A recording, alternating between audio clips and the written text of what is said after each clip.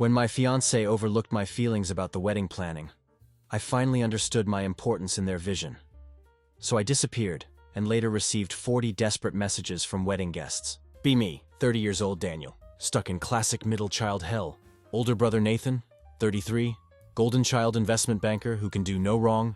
Younger sister Jessica, 27, eternal baby princess. 2 kids but still treated like she's 5. Nathan could commit insider trading. Parents would call it strategic market research. Jessica still gets babied despite having 2 kids.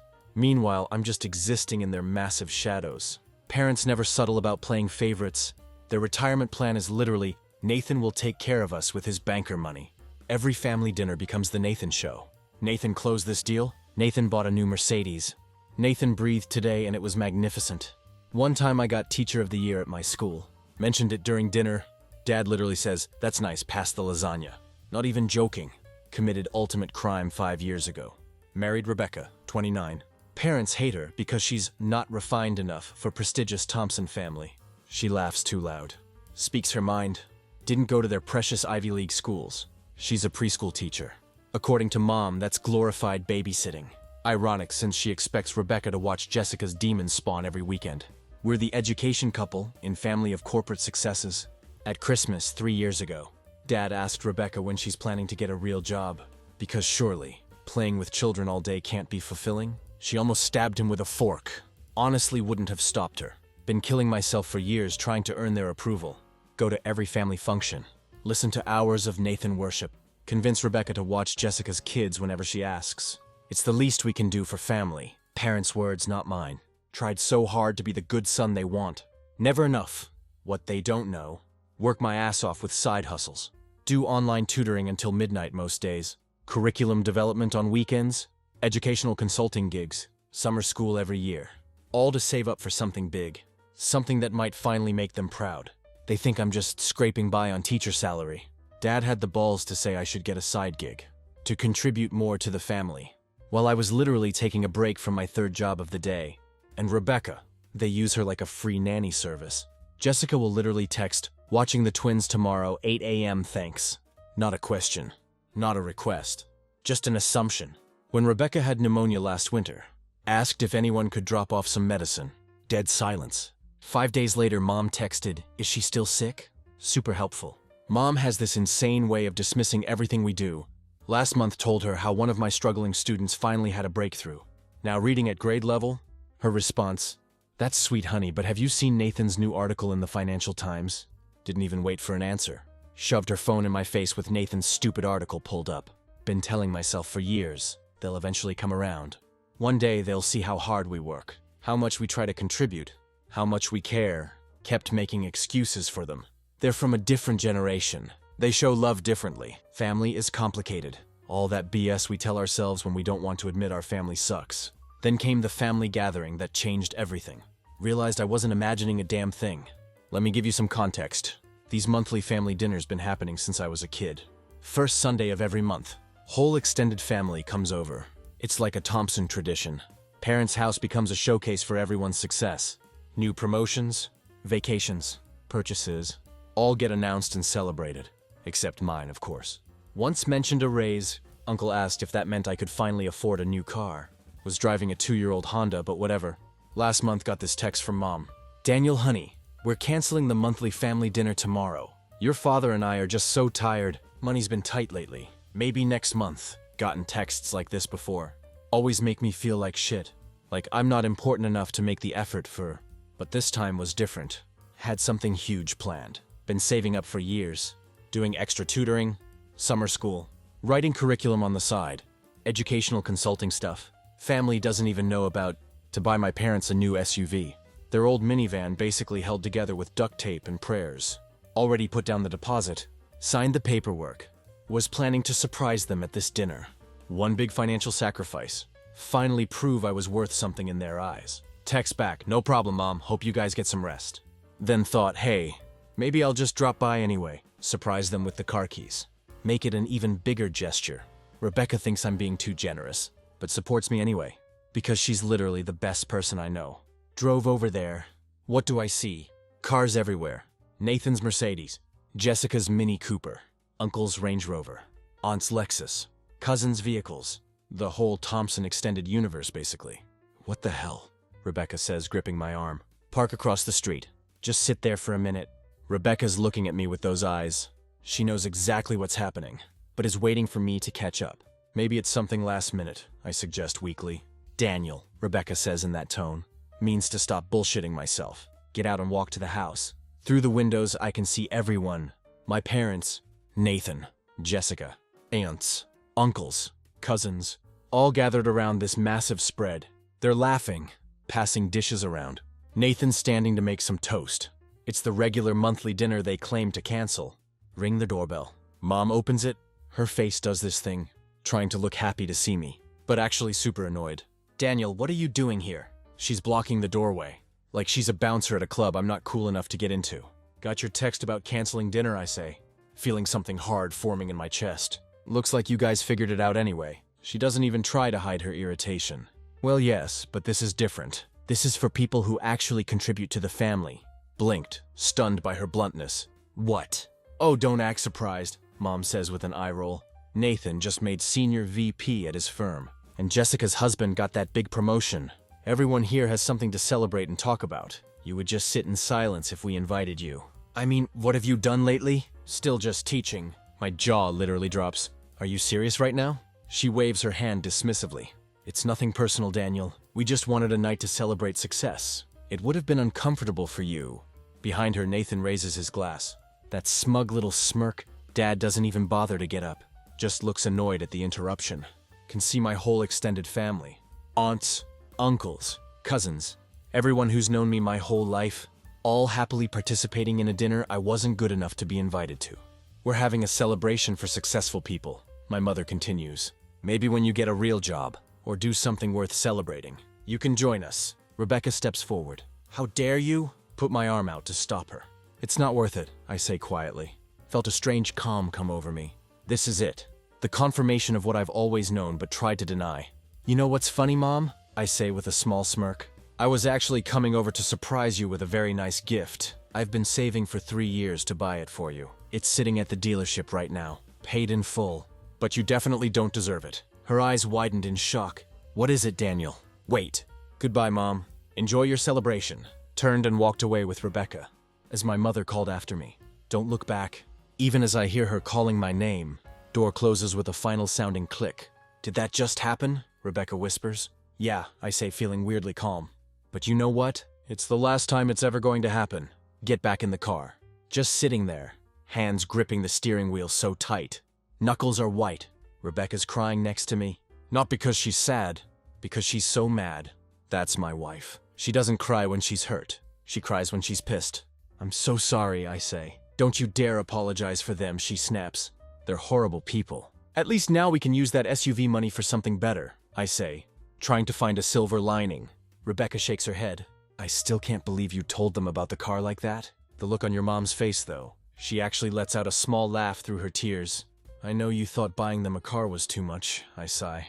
You were right all along. Hey, she says, taking my hand. I supported the decision because I knew how much it meant to you. To try one last time. But Daniel, they don't deserve you. They never have. Not anymore, I say, pulling out my phone. Dialing the dealership.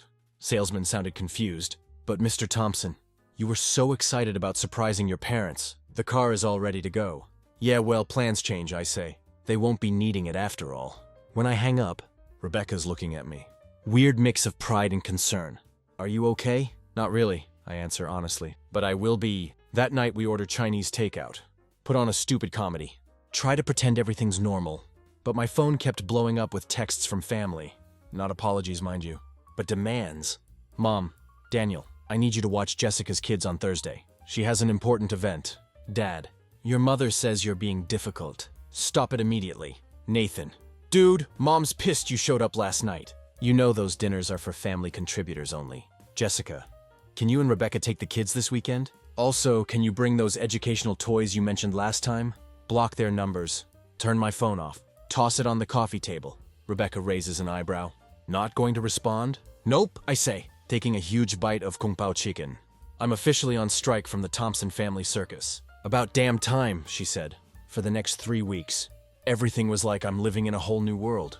No more scrambling to please people who will never be pleased. No more dreading Sunday dinners where I'm invisible, unless someone needs something, but since they couldn't reach me. My parents showed up at our apartment twice. We don't answer the door. They leave notes about how disappointingly immature I'm being, and how I'm breaking your mother's heart. Like who broke whose heart first? Toss them in the trash without a second thought. Then something unexpected happens. One of my educational apps takes off. Like really takes off. The side project I've been working on for years, an interactive reading program for struggling students, gets featured in major education publications. Suddenly I'm getting offers, big offers. For 3 years, I've been building this program in secret, testing it with my students, refining it on nights and weekends. My family doesn't even know about it, because they never bothered to ask what I was working on. It was just Daniel's little teaching thing. Now a major educational publisher wants to buy it. The number they're offering has more zeros than I've ever seen in my bank account. Rebecca screams when I show her the email. We're talking life-changing money. The kind of money my family would actually respect. I'm actually starting to think maybe this clean break might work. When my Aunt Julie calls, the cool one, who's always been decent to Rebecca and me. I answer because Julie's never been part of the toxic mess. Daniel, she says, her voice all hushed, like she's telling state secrets. Have you heard about Nathan? What about him? I ask Aunt Julie, trying not to sound too interested. I'd been doing so well with the whole dead-to-me family situation. He got fired 3 months ago, she says, her voice still that dramatic whisper. Nearly dropped my phone. What? That big Morgan Stanley deal he totally botched, missed crucial deadlines, then tried to cover it up. Cost the firm millions in losses. They canned him immediately, struggling to process this. He was just at that family dinner, toasting and bragging, being his usual douchey self. It's all an act, Daniel. He's been pretending he's on some kind of sabbatical. But he's actually been unemployed, just scraping by on odd consulting jobs. The golden child, the retirement plan, the favored son, unemployed. Hell yeah. But how do you know this? I ask. My neighbor's son works at the same firm. Office gossip. Nathan swore him to secrecy, but you know how that goes. After I hang up, sat there for a good 20 minutes, just processing. Whole family dynamic was built around Nathan's success. My parents invested everything in him, emotionally and practically, because he was their ticket to a comfortable retirement, and he'd been lying to everyone for months. Part of me felt sorry for him. Bigger part felt something like vindication. And honestly, small petty part of me was secretly thrilled. After years of being compared to Nathan the amazing banker, finding out he's actually Nathan the unemployed fraud felt satisfying. Then my phone rings again. It's Nathan himself. Speak of the devil. Hey, he says, sounding nothing like the smug asshole from the family dinner. Can we meet for coffee or something? Why? I ask. Not even trying to sound friendly. Long pause. I need to talk to someone who isn't mom or dad. We met at this neutral coffee shop, halfway between our places. Nathan looks like shit, unshaven, wearing a hoodie instead of his usual designer clothes. If I didn't know better, I'd think he was cosplaying as a regular person. So I say after we get our drinks, sabbatical going well? He looks up sharply. Who told you? Does it matter? It's true, isn't it? He deflates, stirring his coffee obsessively. I fucked up Daniel. Really fucked up. That Morgan Stanley deal. I missed crucial deadlines, then tried to cover it up. They found out, and our parents think you're still the golden boy banker. I couldn't tell them, he almost shouts, then lowers his voice. You know how they are. Their whole world revolves around my success. Their retirement plans, their status with their friends. Must be tough being the favorite, I say, not even trying to hide the bitterness. He actually laughs. You think being the favorite is easy? The pressure, the expectations, at least nobody expects anything from you. You can just be a teacher and everyone's fine with it. Stared at him. Are you serious right now? Nobody's fine with me being a teacher. Mom introduces me as Daniel who's still figuring things out. Dad asked me last Christmas when I was going to get a real job. They excluded me and my wife from a family dinner because we're not impressive enough. Nathan at least has the decency to look ashamed. I didn't know they did that. Of course you didn't. You were too busy raising your glass to me through the window. He winces. Look, I'm sorry, okay? I've been a dick, but I'm drowning here. I've got student loans, credit card debt, and now no income. I can't keep lying to mom and dad, so don't. I shrug. Tell them the truth. I can't. Not yet. I just need a little more time to find something else. He looks at me with desperate eyes. I heard you might be coming into some money soon. Your education app thing? I froze. How do you know about that? Julie mentioned it. Said you were working on some app that was getting attention. He leans forward.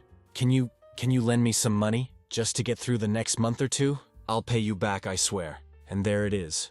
I start laughing. I can't help it. What's so funny? He demands. The universe, man. It's got a sick sense of humor. Got up to leave. So you won't help me? He calls after me. Nope, I say, popping the peak. I spent years trying to get a scrap of approval from this family, forcing my wife to babysit Jessica's kids, working 3 jobs to buy mom and dad an effing car, and the one time I needed to be treated like an actual member of this family, you all slammed the door in my face. So no, I won't be helping. Walking out of that coffee shop. Feel like I'm in some alternate universe. Nathan, the perfect son, the successful banker, the retirement plan, is secretly a disaster. And now he wants me to bail him out with my new success. The irony, though. When I get home and tell Rebecca about the Nathan situation, she just sits there, mouth open for a solid minute. So let me get this straight, she finally says. Golden Boy lost his job 3 months ago, has been lying to everyone, and now wants you to give him money from your app deal. Yep. And you said get bent. Well, not in those exact words, but the message was clear. She throws her arms around me. I'm so proud of you. The old Daniel would have emptied our savings account to help him. She's right. The old Daniel would have bent over backwards to rescue Nathan, to earn his parents' approval, to be the good son, even when they treated him like crap. But that Daniel is gone now. I'm just waiting for the other shoe to drop. Because if there's one thing I know about my family, it's that they don't take rejection well. 2 days after the coffee with Nathan, get a text from a number I don't recognize. This is your father. Call me immediately. Family emergency. Nice try, but I'm not falling for that. Block the number. Go back to grading papers. Next day, another unknown number. Your mother is in the hospital. Call home. Block that one too. Then on Saturday morning, freaking 6 a.m., doorbell starts ringing. Like someone's being murdered. Drag myself out of bed. Peer through the peephole. It's my mom, looking absolutely furious. I know you're in there, Daniel. Open this door right now. Glance back at Rebecca, who's sitting up in bed looking concerned. Should I whisper. She shrugs. It's your call. But remember what happened last time you gave them an inch? She's right. Go back to the door. Mom, it's 6 o'clock in the morning. Go home. Not until you talk to me face to face, like an adult. Instead of hiding behind blocked phone numbers, took a deep breath, opened the door, but didn't invite her in. What do you want? She looks shocked that I actually opened up, then quickly rearranges her face into what I call her concerned parent expression, the one she uses when other people are watching. Daniel, what is going on with you? First you throw a tantrum about a simple family dinner, telling me you brought a gift for us but didn't give it. Then you cut us off completely. We raised you better than this. Did you? Because from where I'm standing, you raised me to be a doormat, to give and never expect anything in return, to accept being treated like I'm less than Nathan or Jessica. That is not true, she huffs. We've always treated all our children equally. Actually laugh out loud at this. Mom, you literally told me to my face that I wasn't invited to that dinner because I don't contribute to the family. You slammed the door in my face. She waves her hand dismissively. You're exaggerating. I was just stressed that night. And besides, you do contribute less than Nathan and Jessica. What about all those times I made Rebecca babysit Jessica's kids? What about all the family events I attended, just to be ignored? What about the SUV I was going to buy you? She pauses. What SUV? The brand new SUV I was going to surprise you with that night. The one I saved for 3 years to buy. The one sitting at the dealership right now. Her face changes. Calculation replacing anger. You were going to buy us a car? Yes, but now it doesn't matter, because I canceled it. She looks stunned. But how could you afford that? You're a teacher. I've been working side jobs for years, Mom. I developed an educational app that just got picked up by a major publisher. I'm about to get a 6-figure check, but you'll never see a penny of it. Her eyes widen. 6 figures for an app? Daniel, sweetie, I think there's been a terrible misunderstanding. Why don't you come over for dinner tonight, and we can talk about this? Your father will be so proud of your app thing. No.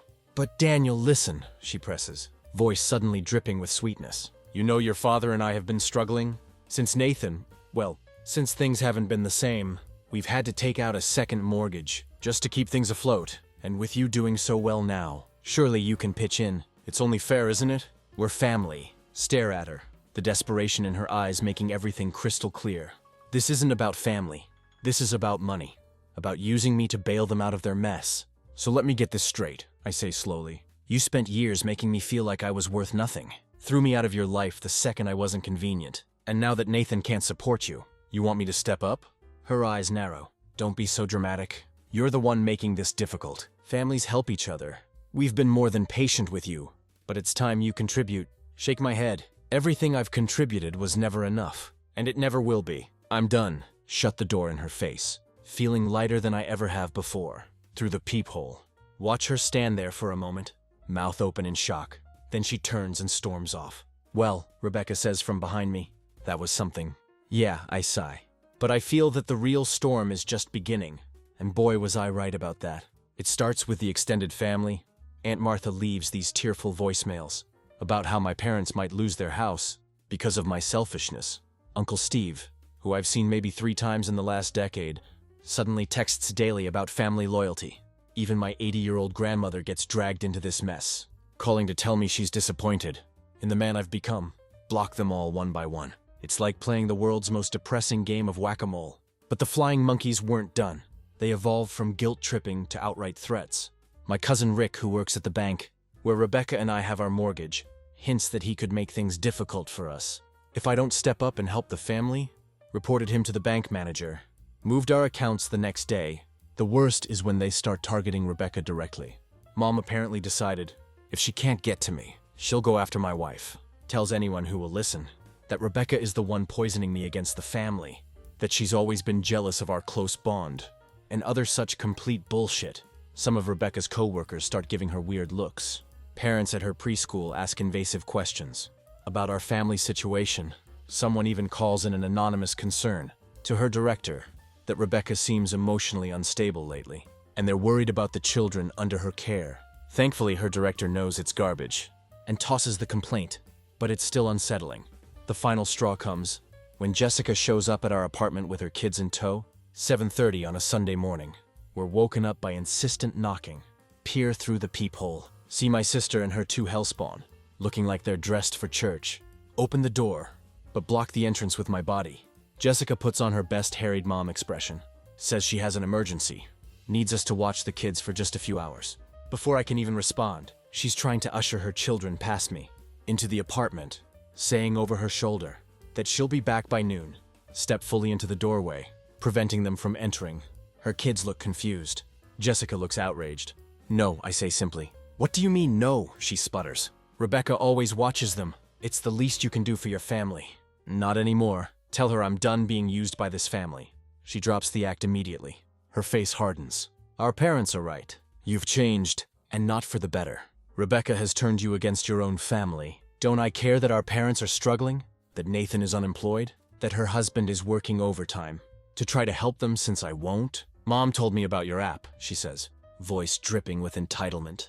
You're making all this money now, and you won't even help your own family. That's disgusting, Daniel. Almost laughed. So that's what this is. Not an actual childcare emergency, but another attempt to get my newly discovered money. Using her kids as props in this manipulation is a new low even for Jessica. Tell her I'm sorry her children have to witness this, but she needs to leave now. She refuses to budge, raising her voice, saying she's not going anywhere until I face my responsibilities. Her kids start getting upset, the younger one crying because mommy is yelling. Rebecca appears behind me, still in her pajamas, takes one look at the situation, pulls out her phone. You have 30 seconds to leave, or I'm calling the police and reporting you for harassment. Her finger hovering over the dial button. I'm sure that'll look great at your country club. Jessica sputters, calls us both horrible names. I won't repeat here, but finally grabs her kids' hands, storms off. The younger one is full-on sobbing now. Feel terrible for them. They didn't ask to be born into this mess of a family, or to be used as manipulation tools by their mother.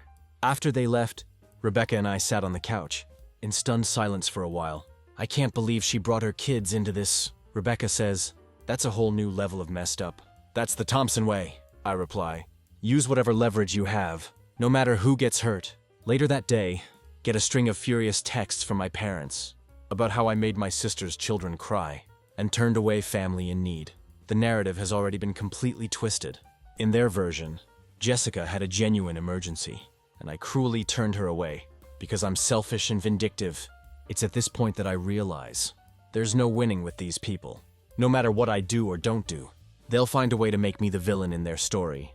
The only way to stop the game is to refuse to play. So that's what I did. block every new number that pops up, set all my social media to private, warn my school's front office not to put through calls from anyone in my family, start recording all interactions, in case I need evidence later. For the first time in my life, put up real boundaries with my family, not the flimsy kind that they've always trampled over, but solid consequences-backed boundaries that I'm prepared to enforce no matter what. And it worked. Gradually, the flying monkeys retreat. The calls and texts slow down. The ambushes stop. Either they've given up, or they've moved on to more promising targets. 2 months after everything, ran into my Uncle Steve at the hardware store. Brace myself for another lecture. But he just looks tired. Told me that Nathan is still in Chicago, working some entry-level financial analyst job, living in a studio apartment. My parents have had to take out a second mortgage on their house to cover the debts Nathan left behind. Jessica and her husband had to pull their kids out of private school. He's not saying this to make me feel guilty. I can tell from his tone. He's just stating facts. Then he says something that actually surprises me. Maybe they're finally learning. They can't always count on being bailed out. Not sure what to say. He wishes me well and walks away. That night I tell Rebecca about the encounter. "Do you think they're really struggling?" she asks. "Probably," I say, but not in the catastrophic way they made it sound. They're just having to live within their means for the first time. "And how do you feel about that?" she asks, using her preschool teacher voice. That always makes me smile. Think about it for a minute. Honestly, I hope it teaches them something about consequences, about not taking people for granted, about what really matters. Rebecca nods. "And what about you? What matters to you now?" Look at her, my amazing wife, who stood by me through all this insanity. And I realize how lucky I am, how much I've gained by letting go of people who never valued me. This, I say simply. Us, building a life that's ours, not theirs. She smiles and squeezes my hand. Sounds pretty good to me. Everything after that started to settle down. Got used to not carrying my family issues around. 2 months after cutting off my family, my phone rings with an unknown Chicago number. It's Nathan. He's not calling to guilt trip me. He's not asking for money. He sounds different, humbled. Tells me he's been in therapy, that losing everything was actually the wake-up call he needed, that he's been doing a lot of thinking about our family, about how our parents pitted us against each other, about how he benefited from it while I suffered. "I'm sorry," he says, "for everything. You didn't deserve any of it." Waited for the other shoe to drop, the subtle dig, the request for help, the hidden manipulation. But it didn't come. Nathan tells me he started over. The fancy banking career is gone. He's working at a small investment firm, making shit money, but actually helping people manage their retirement funds. He's living in a tiny apartment with second-hand furniture for the first time in his life. He's not trying to impress anyone. Our parents are freaking out. Their golden child has not only fallen from grace, but seems content with his new humble life. Their retirement plan has officially imploded. "I heard about your app," he says. "From Julie. Congrats, man. That's seriously impressive." "Thanks," I reply cautiously. "I'm not asking for money," he adds quickly, as if reading my mind. I think I finally understand what you've been dealing with all these years, and I don't know how you put up with it for so long." Before we hung up, he told me something that blew my mind. "I always envied you, you know? Me? The family disappointment? You found something you're passionate about," he explains. "You married someone you actually love, not someone mom and dad approved of. You built a life that's yours, not theirs." As for my parents and Jessica, radio silence. No apologetic phone calls, no heartfelt letters, no moments of realization. Just occasional updates from Nathan about their latest drama. The house they had to downsize from, the country club membership they had to give up, Jessica's husband leaving her after discovering her massive credit card debt. Realize that some people never change, never acknowledge their mistakes, never see beyond their own needs. That closure often doesn't come from them recognizing their wrongdoing, but from me finding peace despite it. Last week I got a promotion, curriculum coordinator for the entire district. 5 years ago, would have immediately called my parents, hoping for approval I'd never get. Instead, celebrated with Rebecca, with friends who actually value me. Nathan sent a congratulatory text. My parents never even heard about it, and I'm fine with that. Better than fine. I'm thriving. The Thompson family monthly dinner still happens. I hear they've moved on to glorifying some cousin who started a tech company. But now when I drive by my parents' house, on that first Sunday of the month, and see all those cars parked outside, I don't feel that ache of exclusion anymore. I just feel free. And oh, that SUV I was going to buy them, Used that money to start a college fund instead, for kids from low-income families. Every year, the Thompson First Generation Scholarship helps a student become the first in their family to go to college. It's the best revenge I could have imagined. Taking the money I once would have wasted, trying to buy my family's love, and using it to make a real difference instead. Turns out the greatest revenge, against people who think you're nothing, isn't proving them wrong. It's not needing to prove anything to them at all. MFW, I finally broke free from toxic family. TFW, I turned their rejection into something positive. TFW, living my best life without their approval.